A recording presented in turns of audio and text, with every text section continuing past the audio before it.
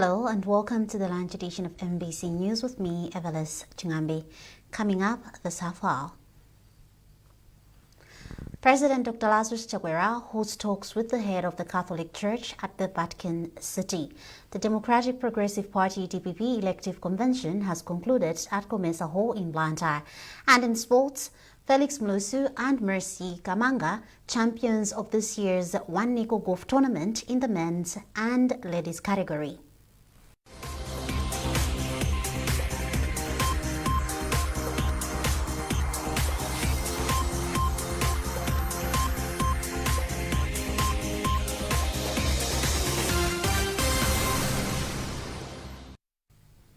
Thank you for joining us. Now the news in detail. President Dr. Lazarus Chakwera has held discussions with His Holiness Pope Francis, head of the Vatican and the Catholic Church. After meeting the Pope, Dr. Chakwera also held talks with His Eminence Pietro Parolin, Cardinal Secretary of State at Vatican City. After the discussions, the Malawi leader was taken to a tour of St. Peter's Basilica, the world's greatest cathedral. And this afternoon, Dr. Chakwera will continue with his engagements by holding discussions with Director General of the Food and Agriculture Organization, FAO. Vice President of the Republic of Malawi, Dr. Michael Usi, is in Mzuzu, where he is conducting a number of official engagements. Speaking on arrival in Mzuzu, Dr. Usi said government is committed to ensuring that people in the northern region have equal access to loans and other development projects for equitable socio-economic development of the country. Hassan Piri reports. Speaking to the people that gathered at Katoto roundabout in Mzuzu, the vice president, who is visiting the northern region for the first time after being appointed to the position, said looking at his background, it was a miracle that the president ended up appointing him to become state vice president. He said he's going to make sure that the poor are prioritized with assistance to transform their lives. The vice president said he will meet NIF officials to discuss how people plying their businesses in markets and other places receive collateral-free loans to boost their businesses. He emphasized that market vendors get at least 250,000 kwacha each to boost business capital. He advised NIF officials not to discriminate anyone on political grounds when disbursing the loans. The vice president further said he will not waste time on petty issues but focus on serious government business that will help to transform Malawi. On that point, he advised the civil servants to be efficient when discharging their duties. A cross-section of UTM NEC members, regional and district officials, traditional authority Tula from Nkatabe and supporters were among those that welcomed the Vice President Dr. Michael Usi in Mzuzu. Hassan Piri, MBC News, Mzuzu. National Director for World Vision in Malawi, Francis Dube, has commended Senior Chief Kayembe for creating a conducive environment for the organization to implement its projects. Dube highlighted the chief's role in the fight against early marriages. Dube made the remarks at the close of the organization's Lipiri area program in Senior Chief Kayembe, who was also recognized for leadership in project implementation in the area. Pomlooka has filed this report. World Vision Malawi has been operating in Lipiri area of Traditional Authority Kayembe, Dowa district from 2006, and has impacted lives in many ways. They have provided school blocks, encouraged farming, as well as providing clean water. World Vision Country Director Francis Dube highlighted the fight against early marriages as a milestone among the many achievements. He applauded Senior Chief Kayembe's contribution to the initiative and pledged continuation of developmental projects in the country.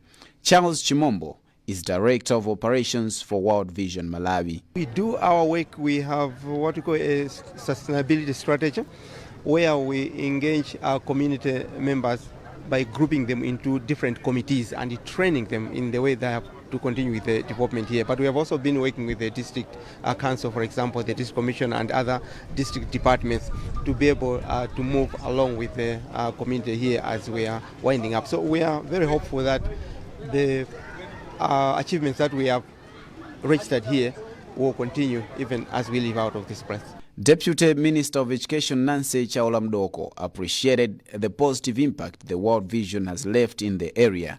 Member of Parliament in the area, Abel Kayembe, said the organization has helped the Chakwera administration in fostering development in the area. Essentially, I think as an area, we are appreciative, especially on the development model that World Vision was pursuing, because it was encouraging community participation as well as inclusiveness. As they are moving out, we have requested them that they need to go to the adjacent areas so that the impact that we have seen in ADP, we should also see it in some other parts of this constituency. Senior Chief Kayembe said, though World Vision is concluding its work in the area, it has left an indelible mark, observing that projects were designed not only to provide immediate assistance, but to teach the community sustainable skills. World Vision's initiative included improving the quality of education, providing clean water, promoting girl child education, economic empowerment, and supporting safe motherhood. Paul Mlowoka, MBC, Lilongwe. Farmers and fishermen in Mangochi are expecting a slash in transportation costs once the Chantulo-Nkutumula road is completed. Government, in partnership with the Millennium Challenge Corporation, is set to start constructing the 79-kilometer road from Chantulo in Mangochi West to Nkutumula in Cheo District under the Transport and Land Compact. Producers and traders in Mangochi District are describing the road as a shortcut to most fish and produce markets. Details in this report. The 79-kilometer road is part of the 4 roads that have received a nod from the Millennium Challenge Corporation, MCC, after Malawi secured $350 million, approximately 612 billion kwacha under the compact. The road, which is set to commence after completion of paperwork and bidding processes, has earned government praise for considering the plight of traders, farmers, as well as fishermen from Mangochi. The state of the road really affects us because we can't travel easily. Even when vendors come to buy from us, their prices are mostly unfair to us. Fresh fish go bad easily, but once the road is constructed, we'll travel a bit faster and sell the fish whilst they are still fresh. Senior Chief Nankumba of Mangochi District hopes farmers will start receiving better prices for their commodities because of the ease of transportation once the road is bituminized. This road is very important because it allows for an easy exchange of commodities from Baraka, Ncheu to Mangochi and vice versa. So this will be much easier once the road is constructed. The Millennium Challenge account too has since expressed optimism that the construction of the roads will act as a catalyst for the transformation of rural areas as well as economic growth for the nation. Daima Windo is the Chief Executive Officer for MCA2. The number of people, we're estimating 5.3 million Malawians will benefit from this in the sense that people can produce. When they have produced, we can take the finished product to the market, probably Kanengo, Zuzu, Blanta, and they can add value before those items are exported. The Chantulo-Nkutumula Road, which is under the Accelerated Growth Corridor Project, AGC, passes through Nankumba, Pirilongwe, Naunje, Chikande, and Handa in the 3 districts of Mangochi, Balaka, and Cheu. Trust Office, MBC News, Lilongwe. The Democratic Progressive Party DPP convention has officially closed at the Comesa Hall in Blantyre. Delegates have for the past night been voting to elect new office bearers for the party's National Governing Council. And I am now joined by Arthur Chokoto, who has been at the convention. Arthur, good afternoon. Good afternoon, Everest. Yes, could you keep us updated on what transpired at the convention?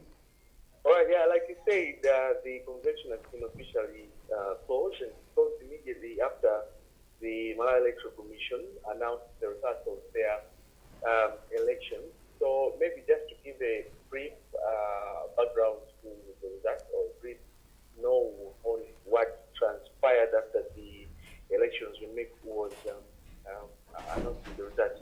So it occurred that Joseph Manamveka has taken the position of Vice President for the South after beating Dr. George Jabonda, and also Another vice president of the party, Bright Saka, has maintained his position. He's beating someone else from that region, that's the eastern region. From the central region, Africa, Gandata has won that position of vice president for the central region. And as we know, like we announced already, Jabi Muhango has attained the position of vice president of CPP unopposed. And the party has a new secretary general under the name of Peter Mukito, who has defeated Clement Mware. And the national organizing secretary Samia Suleiman has taken Chimwemwe Chipungu out. Director of operations is now Charles Mchaja, and Director of Legal Affairs is Chibiro Pinganjira, after beating the former Director of Legal Affairs, Charles Muhango. So these are just to mention a few of the positions, and some of which make the Central Executive Committee of the NGC. But what is worth noting is that when closing the convention, Dr. George Chabonda, who was chairperson of the organizing committee of the convention, said he was speaking on behalf of president of the party, who has also just been selected to lead the party in the forthcoming presidential election. Professor Peter Mutharika. Chabonda said he had to speak on behalf of Professor Mutharika because he was tied up with other things to come to the convention. So basically, that's what happened, and the positions were 24 in number. I just had to take that opportunity of mentioning a few that seem to be central in the running of the affairs of the National Governing Council. All right, Arthur, thank you so much for joining us. My pleasure. Thank you. So that is Arthur Chokoto, our reporter here at MSC, who was at the Gomesa Hall witnessing the DPP National Convention. You're watching MBC News with me, Evelis Chingambi. Remember, you can access all MBC digital platforms by scanning the QR code at the top right corner of your TV screen. A reminder of our top stories.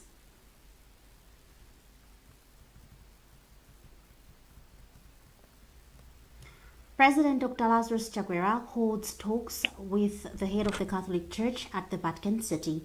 The Democratic Progressive Party DPP elective convention has concluded at Gomesa Hall in Blantyre. And in sports, Felix Mulusu and Mercy Gamanga, champions of this year's One Nico Golf Tournament in the men's and ladies category.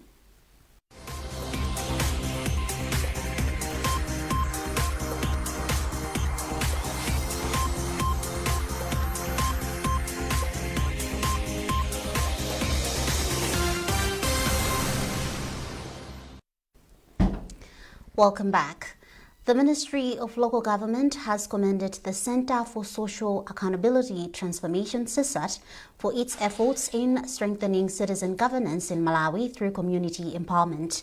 The commendation was made by Deputy Director of Planning and Policy in the Ministry of Local Government, Sylvester Gawamadzi, during a stakeholders meeting on CSAT's Strengthening Governance Accountability Through Citizen Oversight project. We have more in this report compiled by Yamikan Makanga, being read by Paul Mloga. Since 2022, CSAT has been running a project called Strengthening Governance Accountability Through Citizen Oversight in the districts of Dowa, Machinga and Mangochi.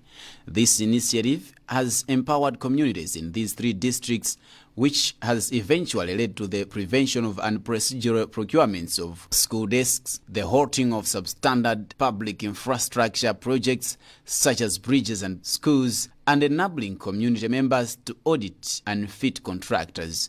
During a stakeholders meeting in Lilongwe, Deputy Director of Planning and Policy in the Ministry of Local Government, Sylvester Gawamadzi, lauded CSAT for its efforts and urged other civil society organizations to collaborate with the district councils to further empower community members to hold their leaders to account. This meeting, actually, it was very important because it has actually shown that CSAT Malawi is actually helping a lot in terms of raising awareness of the communities so that the communities can be informed and take to task the duty bearers on whatsoever they are doing in the councils.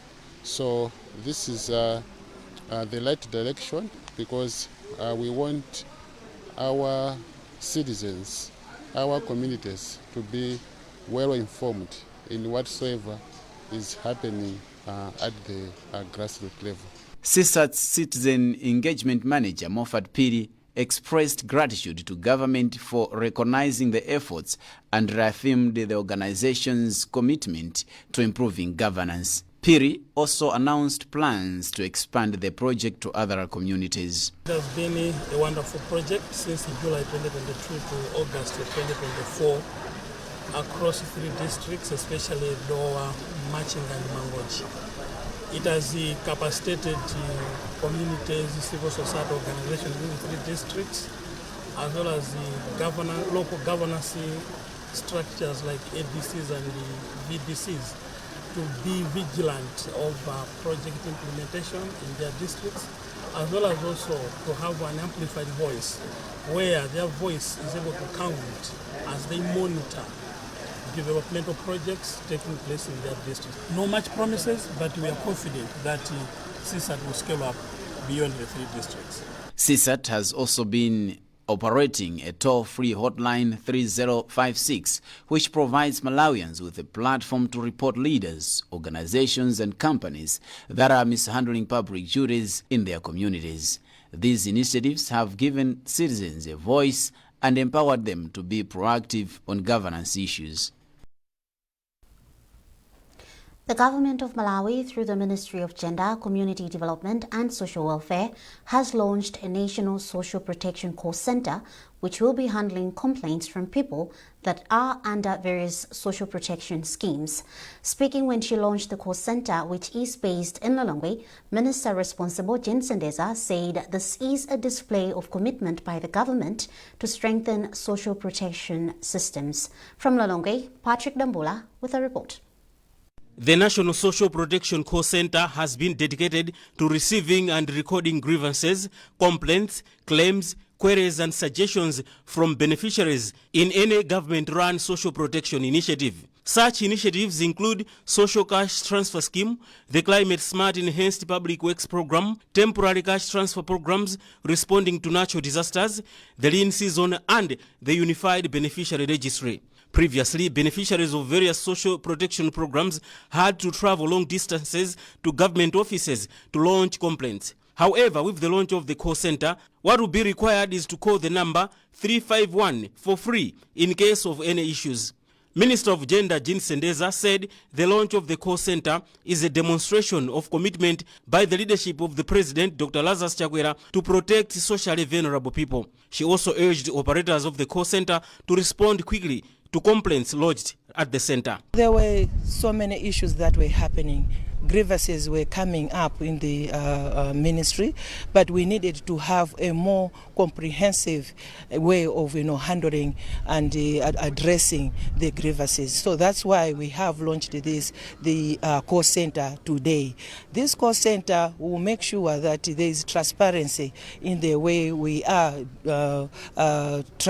transferring the transfer levels, the cash transfer levels to our beneficiaries. A representative of the European Union in Malawi, Michelle Cremera, said social cash transfer is a success story in Malawi in as far as breaking the cycle of poverty is concerned, and it is the reason why his organization has joined hands with government in implementing the program. The social cash transfer program is a success story.